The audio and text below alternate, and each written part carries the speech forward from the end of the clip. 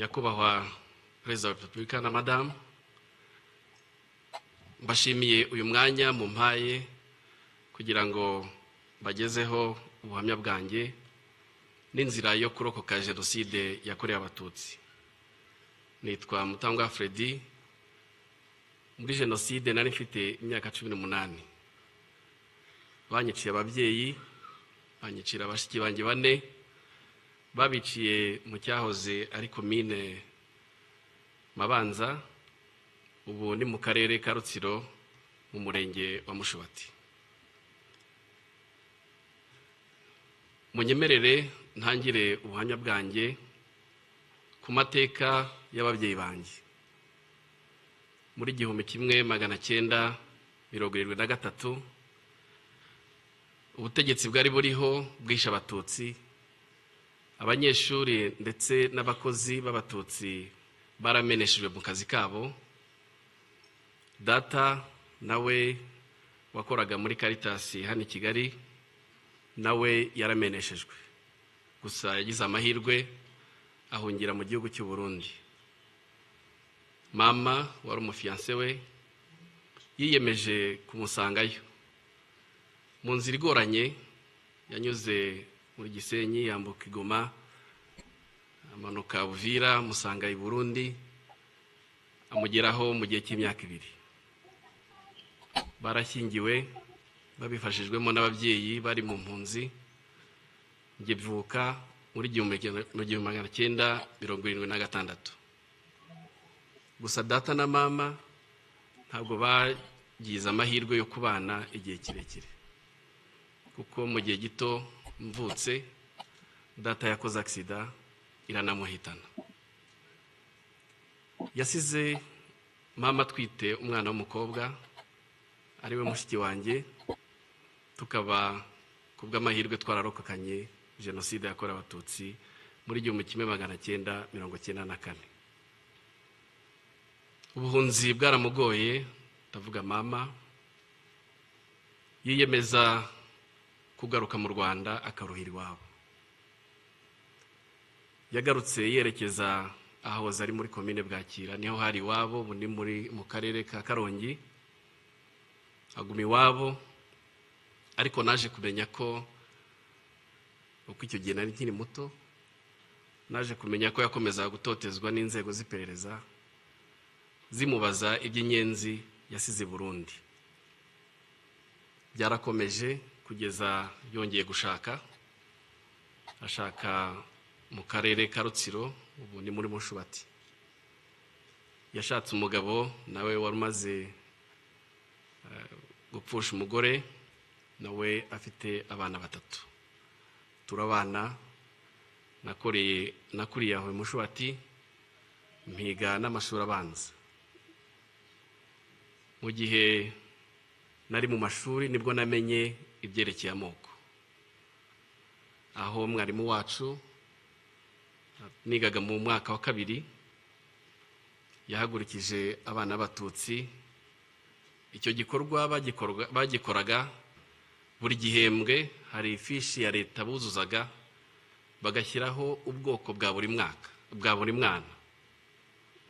Nibwo rero yaduhagurutsaga, ngenda jijinganye, aturuka imbere, araza amagurutsa andi inyuguti kwitama, arambwira ngo wowe mama wawe n'umwarimu kazi hano ukaba utazi kuri inyenzi. Narahagurutse, nyuma tuza gutaha, mbitekereza mama nanamubaza impamvu twabaye Abatutsi, ariko sinibuka igisubizo yampaye. Gusa ababyeyi muri hano sinzi ko mwakibona namwe. Urungano rwanjye, urubyiruko muri icyo gihe twigishije urwango, twigishwa ubugome, twigishwa ubugizi bwa nabi. Ikibabaje gikomeye nuko bwigishijwe no mu mashuri. Bwigishwa mu mashuri ku nzego zitandukanye ndetse no mu buryo butandukanye. Abize muri icyo gihe cyanjye, muri buka imyandiko textbooks twigaga zari zuzuye urwango, nubwo hari harimo imigani itandukanye irimo inyamaswa n'ibindi, ariko hari harimo ubugome bukabije, hari harimo n'ubugizi bwa nabi. Abize mu myaka ya 7 n'iya 8 turibuka isomo twigaga ry'imyuga. Iryo somo batwigishije gucura imyuko, gucura amahiri, gucura imihini, ndetse no kubaza amahiri, gucura n'ibyuma. Ibyo byarakomeje kugeza ubwo mu gihe cy'imyaka ya za 91 na 93, mu gihe cy'amashyaka menshi, abanyeshuri n'abarimu birwa birukanka muri za meeting, aho gufokasinga ku masomo yabo bakirwa birukanka. Ari nabwo muri icyo gihe abajene benshi bashowe mu kuba abarwanashyaka, bajya mu ntera hamwe mu mpuzamugambi za sederi, ari nabo bakoreshejwe cyane cyane mu gihe cya jenoside yakorewe abatutsi, mu kwica ndetse no gusahura ibyari biriho icyo gihe.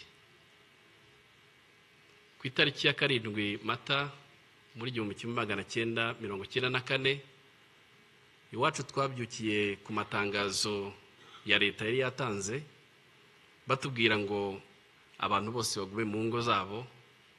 Harimo n'indirimbo twumva ko Habyarimana indege yarashwe yapfuye. Twabyutse tutazi icyo dukora, gusa twakoze inama ntoya mu rugo.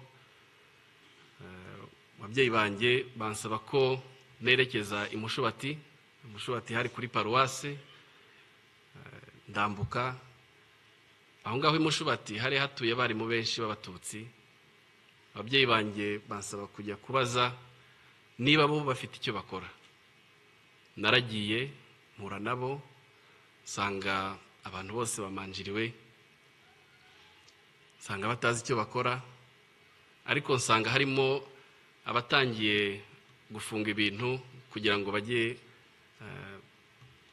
bajye kuri komine Mabanza, kuko bari batangiye kubwirwa ko ariho bashobora kurindirwa. Naragarutse ngeze iwacu nsanga huzuye interamwe nyinshi, huzuye interamwe zitaga imihembezo. Izo nterahamwe zari zaje iwacu zije gusaba amafaranga n'icyo kurya, ariko zari zihageze zimaze kwica umututsi wapfuye mu gace k'iwacu bwa mbere witwaga Rwandekwe. Ninjira mu rugo iwacu, mama mbonye arambwira ati bimeze gute? Ndabwira nti bagiye kujya kuri komine Mabanza. Arambwira ati mwana wanjye, ntabwo turibona ko tugenda uko twagoswe. Nuko arambwira ngo mwana wanjye ugomba kujya kwihisha. Arambwira ati ubanze ujye kwihisha ku mukecuru witwa Kankindi twari duturanye. Ndagenda. Nyuma y'igihe gitoya Kankindi anjyana ku nshuti yanjye yitwaga Pierre, twiganaga mu mwaka twiganye muri primaire. Narahagumye. Nizo nterahamwe zakomeje gutera mu gihe cy'iminsi 6. Buri mugoroba mama yazaga kundeba, akampumuriza, akambwira ko bakiriho. Ku itariki ya 13 z'ukwezi kwa 4, mama yaje kundeba nimugoroba, ariko aza yahindutse, nkabona mu maso handitse pe. Araza turicarana, anzanira amatunda yari yeze ku rugo rw'iwacu. Arambwira ati mwana wanjye, reka twicarane dusangire. Ndatangira, ariko mu kanya andeba mu maso, arambwira ati mwana wanjye nurokoka uzaba umugabo. Nta kindi yambwiye. Hashize akanya yarahagurutse aragenda, ati ngiye kureba abandi. Nukuri yarazi icyo avuga, kuko ibitero byari byariyongeye iwacu. Kuko ku itariki ya 14 mu gitondo z'ukwezi kwa kane uwari burumestre wa Mabanza witwaga Bagirishema Inyasi cyaje kumbabaza nuko urukiko rwa Arusha rwamugize umweru ngubu yibereye mu France. Yaje iwacu aravuga ati abwira intera hamwe zari ziraho n'izindi zakomeza gutera, arabwira ati mukureho umwanda. Ko mu gihe cya saa 5 nibwo intera hamwe zikoranije izo zitwa imihembezo zaturutse ahitwa Mukunini n'ahitwa Gafumba, ubwo naho mu karere k'iwacu, zose zikoranira iwacu. Abiwacu rero bari barimo bakwira imishwaro, buri muntu ashaka kwirwanaho ngo ajye gushaka aho yisha. Bakomeje rero barabahiga, baza kubakusanya, nanjye baramvumburaho narindi, duhurira mu Gahinga. Hanyuma naje kugira amahirwe, sinzi umuntu mu baturage yatereye ijwi hejuru aravuga ngo Dorothea yari mama yashatse hano ashaka abana babiri kandi bari baturutse i Burundi. Abo bana bashobora kuba bari abarundi. Ubwo abari bariho baduhiga batushaka kudukusanya ngo batwice, bahita bafata abavyeyi, bafata n'abana. Ubwo baba birukankanye. Naje kumva ko kubera ubwoba abavyeyi banje bagerageje kugura amasasu, babatanga 5,000, barayafata baravuga ngo amasasu arahenda. Babicishije amahiri, babicisha n'imihoro, babajugunya mu miringoti yarera aho hafi. Bashiki banje bo babataye mu cyobo kinini cy'umugabo wari umupasiteri witwa Gasenge, nawe bamwishe muri jenoside. Babatarimo ari bazima ariko babanje kubakomeretsa, hanyuma noneho bakabarundaho babajugunyaho amabuye kugeza igihe bapfuye. Nge rero na mushiki wanjye muri iryo joro twafashe icyemezo cyo guhunga aho ngaho, twerekeza ahitwa ku Rutare rwa Ndaba. Wenda abajya muri bira bice murahazi. Aho twerekeje hari mama wacu wakurikiraga mama, akaba yarashatse umugabo utarahigwaga. Twarahageze, atubonye aratwakira, arabwira ati mwinjire mu nzu, ariko dusanga nawe afite umutwaro ukomeye wo kurinda umugore we, ariko yaratugumanye. Ibitero byakomeje kumutera, avuga ngo noneho ari inyenzi zajiwe. Ndibuka nk'ibitero 2 byarazaga, akabiha amafaranga bagasubirayo. Aho bigeze harananirwa, aratubwira ati mugerageze mwigendere. Ariko yaduhaye indangamuntu ye. Kera mu ndangamuntu bandikagamo abana, yari afitemo abana 2, uwitwaga Ruberi n'uwitwaga Ukwibishaka. Aratubwira ngo bana banjye mugende kuri bariyeri, nibabaza muzabwire ko iyo ndangamuntu ari yaso, harimo ubwoko bw'abahutu. Noneho ubwo icyo gihe nibwo nahinduye izina, nitwa Ruberi na mushiki wanjye yitwa Ukwibishaka. Haraho byadukundiraga kuri bariyeri bakatwemera tugatambuka, ariko rero n'ahandi byatugoraga bavuga ko ari amayeri y'inkotanyi. Twarakomeje, inzira yatubereye ndende kuva Bimushubati, inzira twayirangirije ikaduha ahahoze ari muri Gikongoro.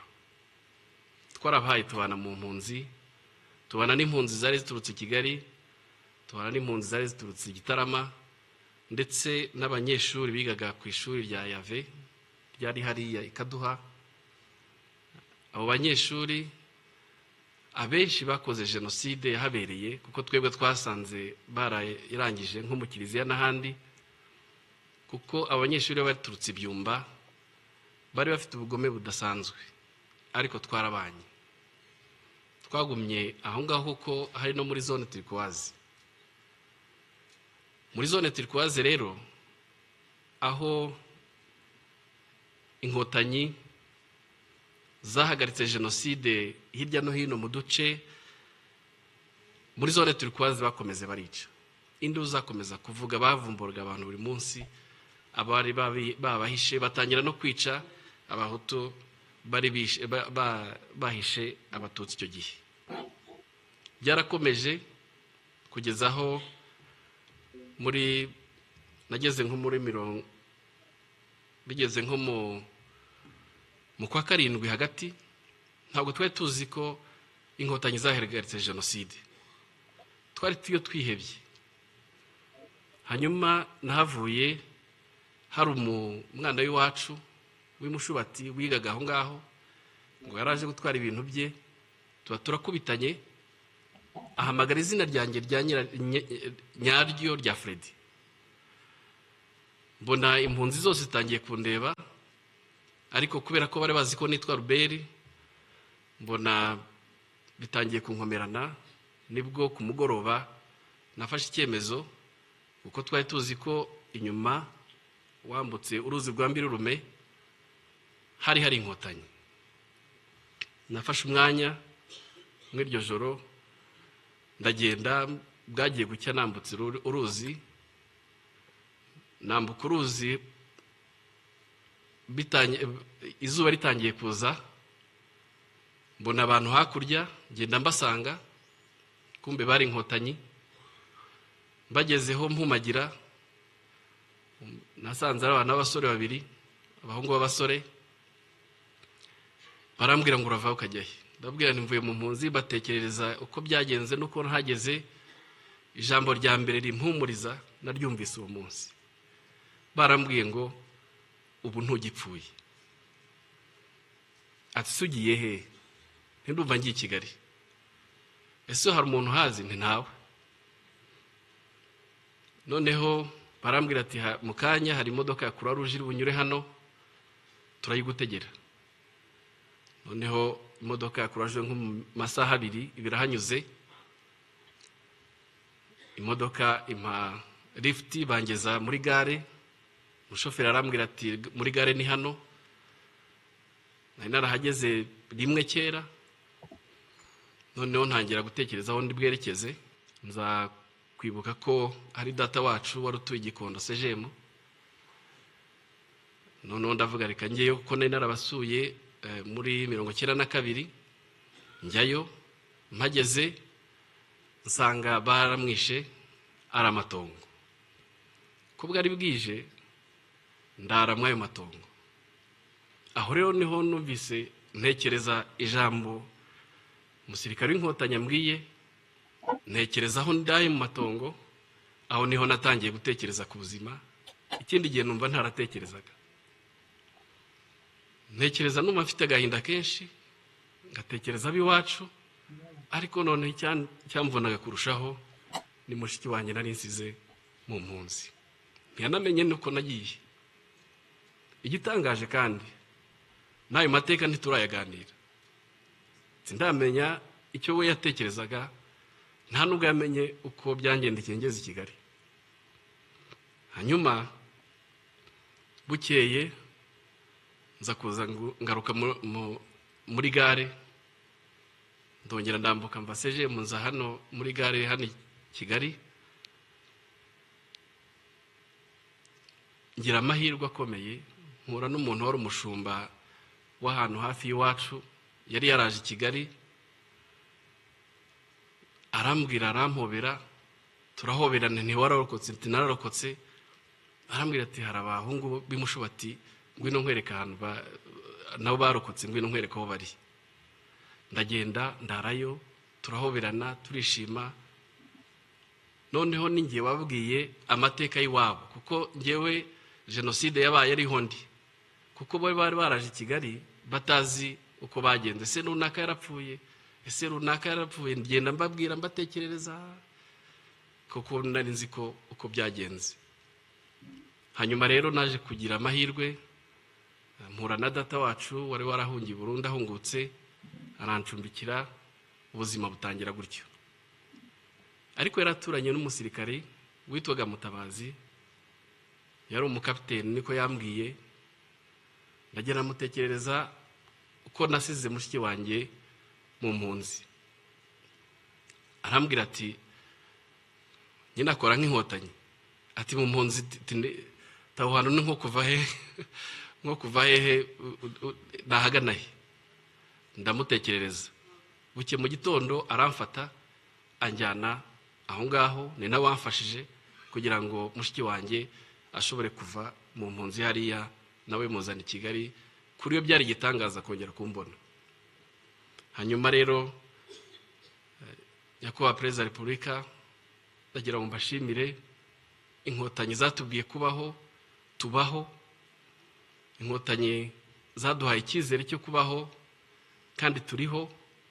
Muri icyo gihe mushiki wanjye akimara kuboneka, nibwo natekereje gusubira mu ishuri, kuko nacyo nshimira leta y'ubumwe yagiyeho icyo gihe, yuko yagerageje gushyira ibintu mu buryo. Amashuri aratangira, nongera kumva yuko ishuri ry'iwacu aho narigaga Kirinda hongeye gutangira, nsubirayo. Nagezeyo nsanga hari abana b'imfubyi benshi bihebye, batazi, mbese hari agahinda gakomeye, ariko hari n'ubukene bwinshi. Leta rero yatubereye umubyeyi. Leta yatubereye umubyeyi, iradushyigikira, ijya mu cyuho cy'ababyeyi bacu, ishyiraho farije, baduha icyangombwa cyose twari dukeneye kugira ngo dushobore gukomeza amashuri yacu. Ndagira ngo mbashimire umusingi leta yacu yaduhaye wo kubaho. Ni igihango gikomeye tudashobora gutatira, ni igihango gikomeye tugomba kwigisha, kandi twigishana n'ubu n'abana bacu. No kuri icyo gihe mu bwihebe nk'ubwo ngubwo, nta nubwo twambaraga ngo tuberwe, ariko turambara tukaberwa. Ikindi, twabaye abagabo. Rya jambo rya mama, nzi neza yuko ababyeyi benshi baribwiye abarokotse benshi. Twabaye abagabo. Wahumvugira aha, mfite ndi umugabo, narashatse, mfite abana 5. Nyakubahwa, munyemerere agace gasigaye gatoya kavuga mu Cyongereza. Your Excellency, I would like to continue my testimony in English. I want to share my testimony, but also my experience of working here at Kigali Genocide Memorial. And I want to share with you what this memorial means for me. This memorial has been more than a workplace. It's my home. It's a home for me. Working here has transformed me deeply. Trying to learn and understand my history, the history of my country, explain the root cause of genocide against Tutsi, trying to share the transformation journey of my country from the ashes of genocide to a peaceful nation. It has been a very positive journey for me. But this memorial has a huge meaning for the international visitors that I receive all day, every day. This memorial provides an historical clarity. They come here to learn and they bear witnesses. They go back transformed. They're transformed by what they see and what they hear. They take these stories, our stories, the stories of genocide, the stories of reconstruction, across the borders and through generations. I want to extend my profound gratitude to the government of Rwanda for establishing the memorials around the country. It's a such act of humanity. While the perpetrators, they left their victims unburied, no respect, no dignity. They attempted to erase their humanity by establishing the memorials, such as Kigali Genocide Memorial. It's a profound and a powerful statement that they failed. The memorials here, the memorial here at Kigali Genocide Memorial, It's a place of healing for my fellow survivors, by myself as well. To conclude, through our pain, we find a purpose of life. Through commemorations and remembrance, a date like this, Your Excellency, you never miss for the last 31 years. Through your message, comforting message, and a powerful and profound message, Your Excellency, we find our strengths. This is what means memorization for humanity. Acknowledging the past, the dark past of our history, but also affirming our commitment to light. Murakoze cyane kunyumva. Murakoze mwese kuntega amatwi. Dukomeze twibuke kandi twiyubaka. Murakoze.